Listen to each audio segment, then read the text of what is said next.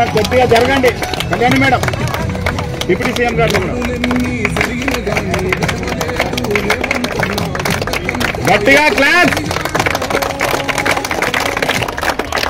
Thank you sir, thank you sir.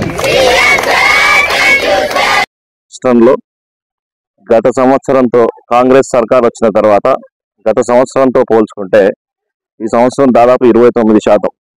అంటే పోయిన సంవత్సరం 361 కోట్లు రిలీజ్ చేస్తే ఈ సంవత్సరం 465 కోట్ల రూపాయలు స్పోర్ట్స్ కు బడ్జెట్ కేటాయించినందుకు ముఖ్యమంత్రి రేవంత్ రెడ్డి గారికి, అదేవిధంగా బట్టి విక్రమార్క గారికి, డిప్యూటీ సీఎం ఫైనాన్స్ మినిస్టర్ గారికి ప్రత్యేక ధన్యవాదాలు తెలియజేస్తా ఉన్నాం స్పోర్ట్స్ అథారిటీ ఆఫ్ తెలంగాణ తరఫు నుంచి.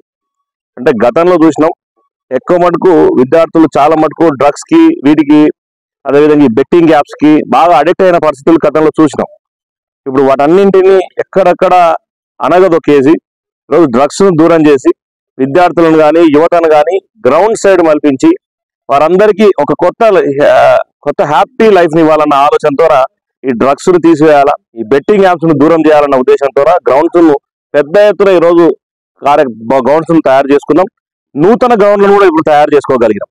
ఈసారి వచ్చిన బడ్జెట్ తోన ఖచ్చితంగా ఈ ఎల్బీ స్టేడియం కానివ్వండి, ఇంకెక్కడెక్కడైతే పెండింగ్ లో ఉన్నటువంటి గ్రౌండ్స్ అంటే పునరుద్ధరీకరిస్తాం. దాంతో పాటు మండల స్థాయిలో ఉన్న గ్రౌండ్లను కూడా ఏర్పాటు చేసే కార్యక్రమం కూడా తీసుకుంటాం. విద్యార్థులకు కావాల్సినటువంటి ఎంతో మంది స్పోర్ట్స్ మెన్స్ ఉన్నారు, వాళ్ళకి కావాల్సిన మెటీరియల్ సంబంధించినది కూడా ఈ బడ్జెట్ లో ఏర్పాటు చేయడానికి కూడా అనువుగా ఉందని చెప్పి కూడా తెలియజేస్తా ఉన్నాం.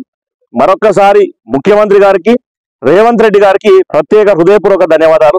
స్పోర్ట్స్ అథారిటీ ఆఫ్ తెలంగాణ నుంచి ప్రత్యేక ధన్యవాదాలు తెలియజేస్తా ఉన్నాం. Thank you.